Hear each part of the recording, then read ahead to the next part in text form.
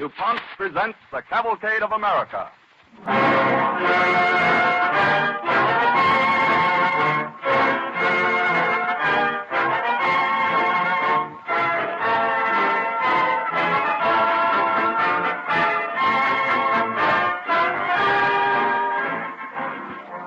Before we start this evening's presentation of the Cavalcade of America, brought to you by DuPont, we wish to read excerpts from two letters. One from a successful businessman, president of his company, and the other from a housewife. The businessman says, I listen to your broadcast each Wednesday, and it gives me much pleasure to compliment you on what I consider the finest program ever produced, combining education, entertainment, and refinement. The housewife says, we want to express our appreciation of the Cavalcade of America, one of the finest programs ever on the air, educational as well as highly entertaining. Thanks again for an extra fine program, as well as extra fine products. These two typical comments show how the Cavalcade of America is received by both men and women, in fact, by all members of the family. Our listeners symbolize the many millions of Americans who benefit from the research of DuPont chemists, who are ever working toward their goal, better things for better living through chemistry.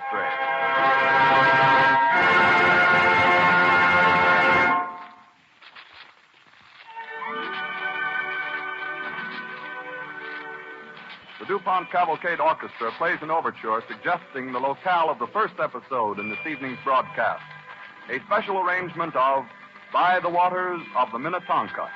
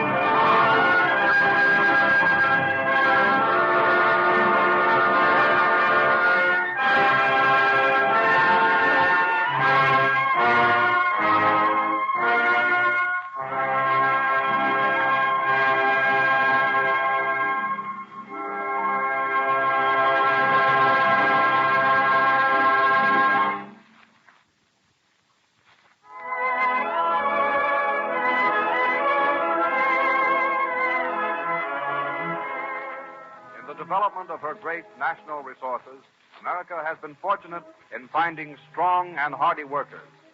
This evening, we bring you two stories of notable achievement.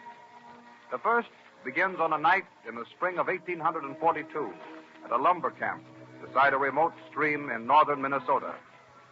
Sitting in the moonlight on the piled logs is Stephen Beck Hanks. His friend Pierre Bernard hails him. Steve!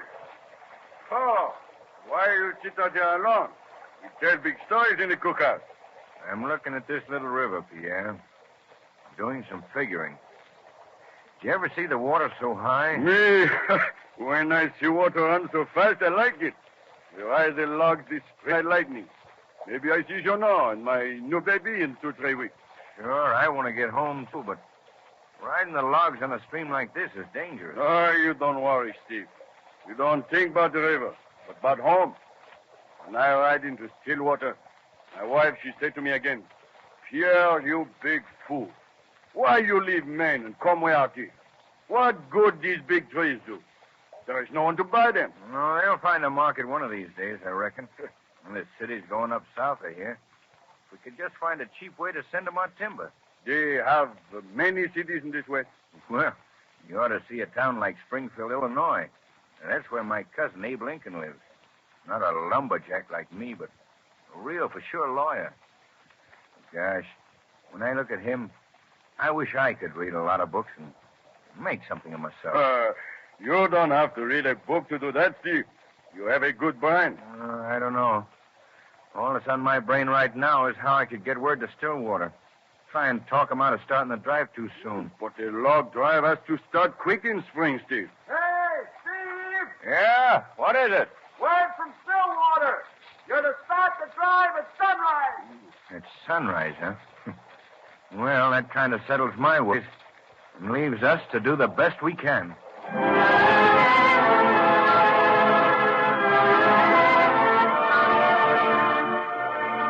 The great log drive started in the spring. Thousands of logs, a winter's harvest, rode the rivers toward the sawmills. Balancing deftly on top of them were the expert rivermen, using the utmost judgment and skill to avoid being thrown among the swift-running logs. Where rivers curved, the logs were apt to jam. A few days after the drive to the mill at Stillwater on the St. Croix River had started, Steve Hanks and his helpers worked near open water to break up a jam. Yeah, be careful, Pierre. Those logs you're jumping over aren't steady. I am light as a feather. Nothing happened to me. Hey, Steve, here's the key lock. Jammed in a rock. Think I can get it with my cat hook? And not while we're out here in midstream. I'll call the boat. Bateau! Pierre's down! Come on. Be careful as we get near him, Dan. Don't fall in yourself. All right. Here's the open place.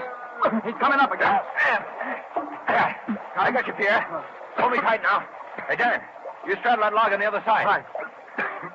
You can't get me out. Yeah, we can try here. All right. You ready? Steady on your log, Dan. I'm firm on it. I got you, too, Pierre. All right, now. Pull together. All right. Steady. There you go. Yeah. All right. I'll take him on this log. All right, now. Take it easy, Pierre. You're up now. That's it. Lie steady on it a minute now. You get your breath. I'll hold you. We better get him ashore, Steve. Suppose this jam broke on its own account. Pierre, put your arm around my neck now. There. You stand? Easy. I almost walk by myself. Yes, you can. Here, I'll help him. Steve, now careful. All right. You're two good men. I think in that water I am gone. I don't see Jonah. My baby is no more. Oh, forget it.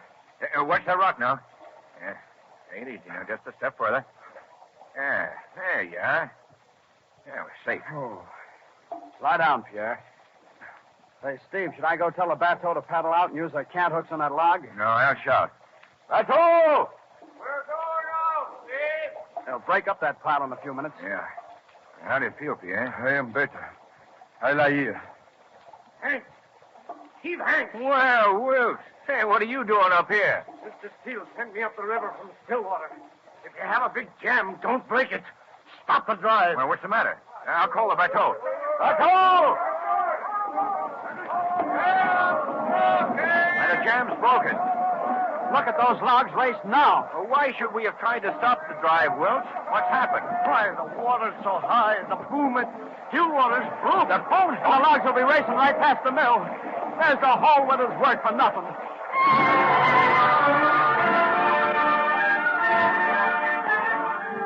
The boom at Stillwater was a chain of logs stretched across the river to hold the timber back until the sawmill was ready for it.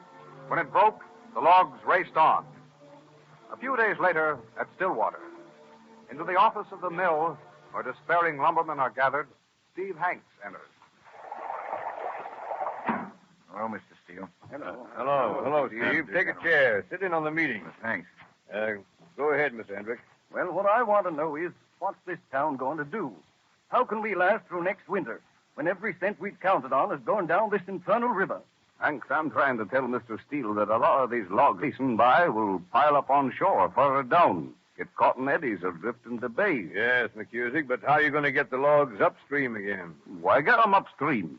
Take them to sawmills downstream. There aren't any mills close. Float them all the way to market. Float them to St. Louis. St. Louis. It could be done, Mr. Steele. Make a raft of the logs we can salvage, just as we've made big rafts of dressed lumber. Why, I've floated timber rafts for 2 seasons now. Logs are different, heavy and tricky. Yes, but these men know logs, too. McCusick, you try your scheme. It's crazy. We'll see. Scout along the San Croix for what timber you can recover. Try to find a practical way to float it. I don't expect any miracles. Steve, will you handle the logs down the Mississippi? I'll be glad to, Mr. Steele. You can find the crew. You know the men. I'll get a crew. I don't know just how many logs we'll get through, but there'll be some arriving in St. Louis. 3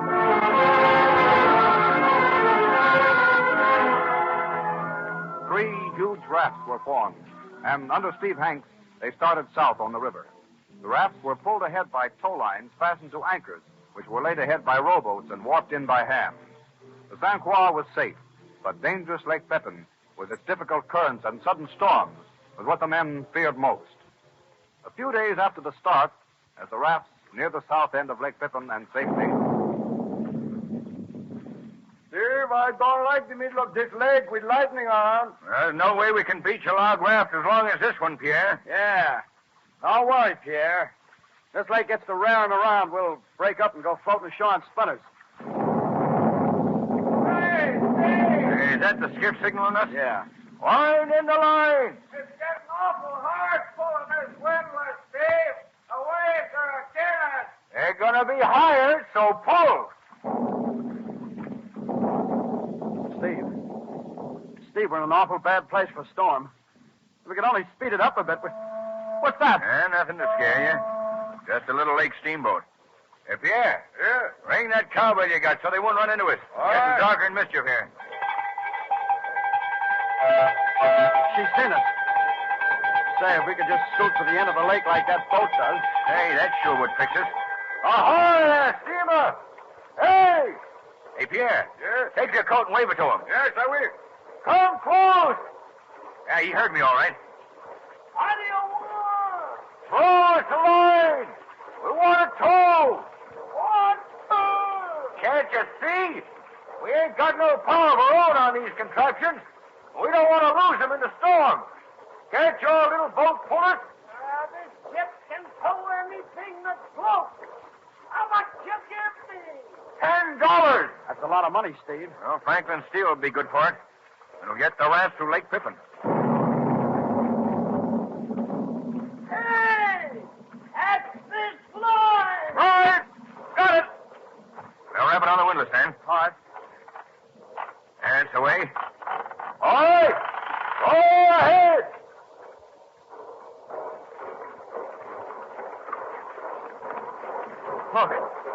Look, they're pulling all 4 of us easy. Yeah, just in time, too.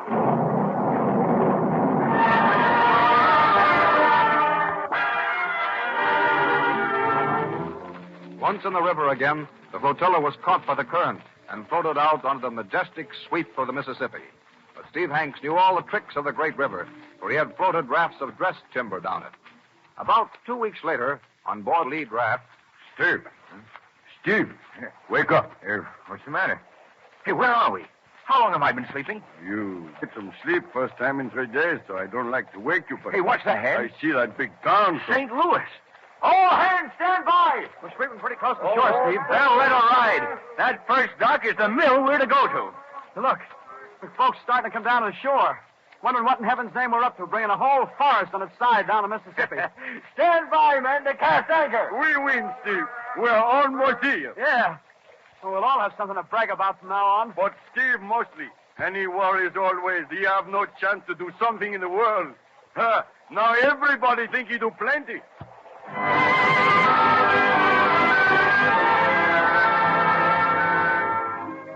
It takes men of endurance and hardiness to accomplish a feat like that of Stephen Hanks and his helpers, salvaging thousands of logs and bringing them hundreds of miles to a southern market. They had shown the way for many others to follow.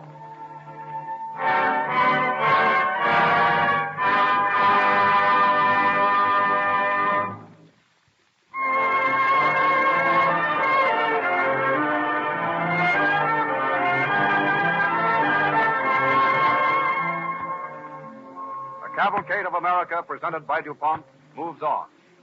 Lumber was one of the first basic needs of America. But as the years passed, other vast riches were discovered, especially petroleum deposits. It is 1898, a few miles from the town of Beaumont, Texas. Captain Anthony Lucas of Washington is talking with George Hamill, a Texan. Well, what are you thinking about, Captain Lucas? Oh, I don't know as I'm thinking at all, Hamill. Your Texas sun makes me lazy. I reckon I know how you feel. Sitting out here in this lonely place all day, hearing nothing to clank of this driller kind of puts me to sleep, too. How'd you happen to come to Texas, Captain? Why, a young school teacher in Beaumont, Patillo Higgins, got me interested. Sure, he's been talking about oil since he was knee-high to a hot toad. Got oil on the brain. Yes, I suppose a lot of the natives around here don't put much faith in him. Yeah, some of them do. When we heard he was getting a real engineer and geologist down from Washington, we thought you'd just take a quick look around and leave. That's what gets me, Captain. A man like you setting out on this lonely spot day after day. Well, that's my business, Hamill. Takes patience to prospect for any sort of mineral. And the man who strikes oil west of the Mississippi, well... Yes, sir. I'm so used to thinking we won't strike oil. Last night I got to wondering what would happen if we did. Folks would flock in here like they did to Pennsylvania, I reckon. Yeah? What's that? The engine stopped. Maybe they found something. Well, here comes your brother Sam in an awful hurry. Run! What's the matter? Run, I say, run for your lives. Come on, come on. We're coming, but what for? Yes, what's the matter back there? Keep running, oil, I think. Water shooting out. Wind the other way. You didn't feel it. There it comes. Look out!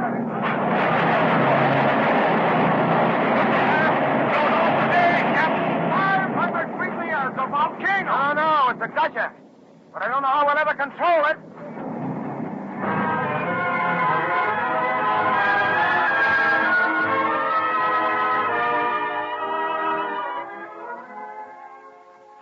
This remarkable oil well flowed first 250 barrels an hour, then 500, then 1,000. The oil spread widely in a sinister black lake. People rushed from all over the country to view the phenomenon. On the 8th day, Captain Lucas and his helpers frantically shoveled dirt from one of the embankments planned to hold the oil. Captain, we're not getting this embankment high enough. I know. It's going to be overflowed like the others was. Well, there's nothing we can do but shovel, Hamill. Won't have to keep it up long, thank heavens. The engineers from the Star Oil Company are on the ground now. Star Oil Company? They send men down here? Uh-huh. Shouldn't they, Sam? Everybody says this is the biggest well in the world. Yes, a regular oil company will know how to control it. I hope they buy it this morning. Hey, Captain. Oh, here's Jim, all excited. What is it, Jim? Hey, Captain, there's more letters for you at the shack, sir. Oh? How bushel basket full. Reckon the postmaster in the Beaumont's mighty sorry the day this gusher come in. You, opened the letters, Jim? Yeah, I did. Some of them. All alike. Folks from New Orleans to Maine offering us a way to close the well. Yeah, some of them were right cute about it, too. Wouldn't tell us their idea till we paid them plenty. Well, I've had some sensible schemes set in at that. But I'd rather an experienced oil company get in here and handle it. I'm alarmed about what would happen if the oil catches fire. Might as well get burned up as drowned in oil. Here's those engineers. Oh. Captain Lucas? Well, Mr. Eakins. Have you finished your inspection? Yeah, Mr. Ross and I have gone over the ground thoroughly, Captain Lucas. Good. We've looked at the well from as close as we could get. I estimate it's low at 1,000 barrels right now. I knew you'd be astonished, gentlemen. I'm ready to talk business anytime you like. My crew can finish this embankment. I'm sorry, Captain Lucas, but your well's too big for any of the established oil companies, and Too big. There's more oil in that well than the whole world could use from now till the end of time. yes, the chief market for refined petroleum is kerosene for lamps. Lamps are gradually being replaced by electricity, so... It's much oil, Captain Lucas. There's more than the world needs. It's a surplus, useless product. Oh, no, I don't agree with you, sir. I'm only a mining engineer, not a chemist or a physicist, but where the earth has provided a product like petroleum, men will find a use for it. Well, possibly, Captain, possibly, but that's outside our province. Well, it's been an amazing sight anyway, Captain. And thank you for giving us the opportunity of seeing. Yes, we have to catch a train north tonight, so we have to be on our way. Well, but... goodbye, sir. Goodbye, Captain. Goodbye. Well, that's too darn bad, Captain. Say, you look right sorry about it. Well, Jim, I don't know what to do. Thing for us to do, Captain, is to show them they're wrong. Maybe we can get this well under control ourselves. You got any way worked out how to do it, Hamill? I've been so busy building embankments I couldn't think much about it. Seems to me if we rigged up a kind of a carriage that'd anchor a gate valve against upward movement, we could divert the oil through a pipe. Yeah, but remember, you got to launch that apparatus against a column of solid oil. Well, at least we can try it. Hamill, you quit shoveling and take enough men to build whatever you want. But hurry.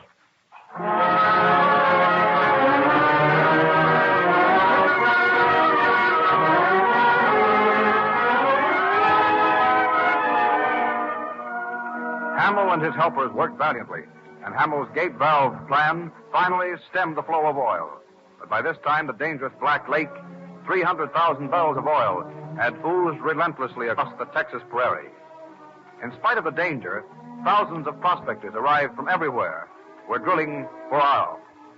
Early in March of that year, as the men at work were building embankments... Well, Captain, we ought to start operating our well pretty soon. Folks all around us here will strike oil and get into the market ahead of us. I know, Hamill, but we've got to figure out what to do with this surface oil first. You just let your own affairs go while you worry about what might happen. What's up? Fire! Come on, Captain, we better run. The ball of flame won't stay long where it is. Yes, this is the end of everyone around here that sleeps on the prairie. We can't help it. Come on. Wait.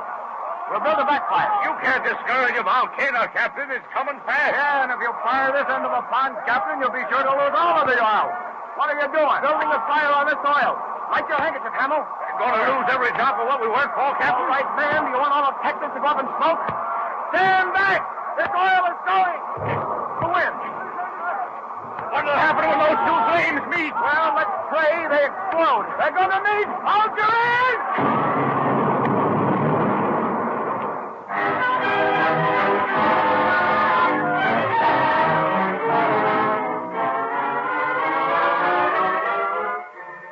As the two towering walls of flame met, the explosion threw blazing oil high into the air and rocked the earth for miles around. And where the rich oil lake had been, lay only blackened, charred masses of waste. When this waste had cooled, men ventured into the field to hunt for their wells. A few days later, at the edge of the field, Hamill returns to report to Captain Lucas. Well, what's the bad news, Hamill? I can face anything now. Well, it's perfectly safe, Captain. What? That doesn't seem possible, Hamill. Well, I don't know about other folks' wells, because they may have been kind of careless about their rigging. But our pipes and gate valve are in place. Go and look for yourself. Oh, I hope you're right, Hamill. Yeah, Captain, you shouldn't just pace up and down here day and night. Fire's over. A lot of damage, but it wasn't your fault. You got an oil well to run. It's been standing around long enough. Yes, but look at those ruined black fields. Yeah, people swarming on them thicker than ants. Geologists, prospectors. Yes, curiosity seekers and wildcatters, probably. How do you do, gentlemen? I don't want to intrude, but I spot you for oil men. Oh, you do. I'm offering you the last desirable lot left in this district. $10,000 an acre cash. Wait a minute. How much? Lots are going from 10 to 100,000 an acre. Now, if this lot was anywhere near Spindletop, I'd have to charge you 100,000. But, gentlemen, this whole region is soaked in oil. How do you know? Well, sir, the only reason any of us know is because a man named Lucas, a few people like him, had spunk enough to keep nosing around here till they found oil. The rest of us can now enjoy the benefits without working so hard. Listen, man, you're talking to Captain Lucas, who drills Spindletop. Captain Lucas.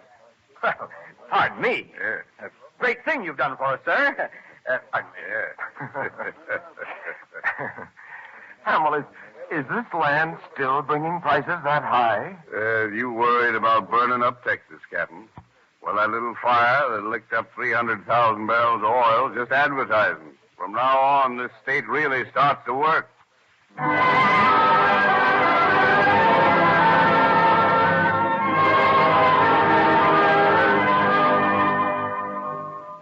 The Western oil fields fulfilled the expectations of patient, enduring men like Anthony Lucas. The expansion of American industry, especially the rise of the automobile business, put to work this great mineral wealth. Men of strength and hardiness developed America's natural resources.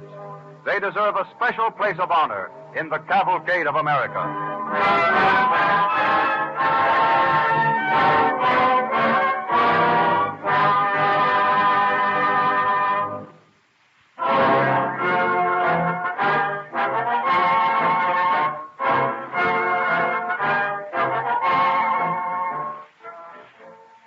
Everyone who uses an automobile or tractor or an oil furnace is a consumer of petroleum.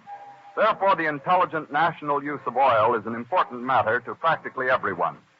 We all should do everything possible to conserve this tremendously useful natural resource.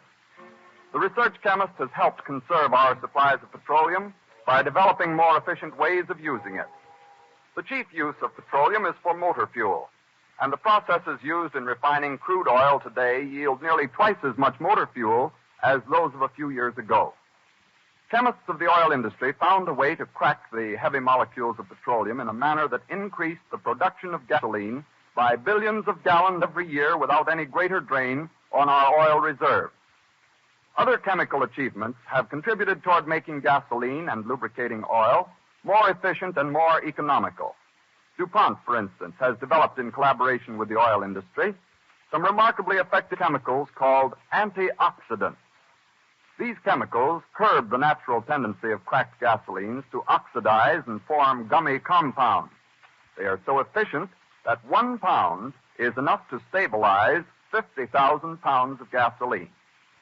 You, as a motor car owner, gain a direct benefit from these antioxidants, for they check the formation of gum which otherwise would foul the working parts of your engine, wasting its power and preventing its efficient operation. DuPont chemists working with the petroleum industry have also developed a number of products called extreme pressure lubricant bases. Oils and greases containing these products last longer and give better protection. Extreme pressure lubricant bases create tougher oil films which stick to metal surfaces better, thus saving wear and tear on cylinders, gears, and other working parts. Chemical products such as these serve you so inconspicuously that you are hardly aware of their existence, but they stand as one more illustration of the DuPont pledge: better things for better living through chemistry.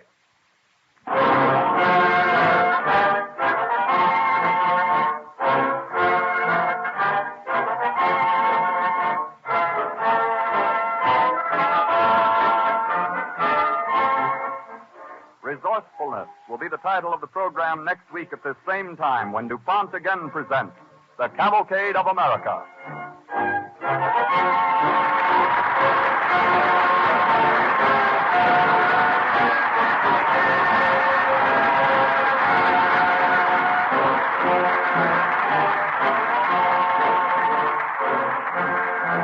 This is the Columbia Broadcasting System.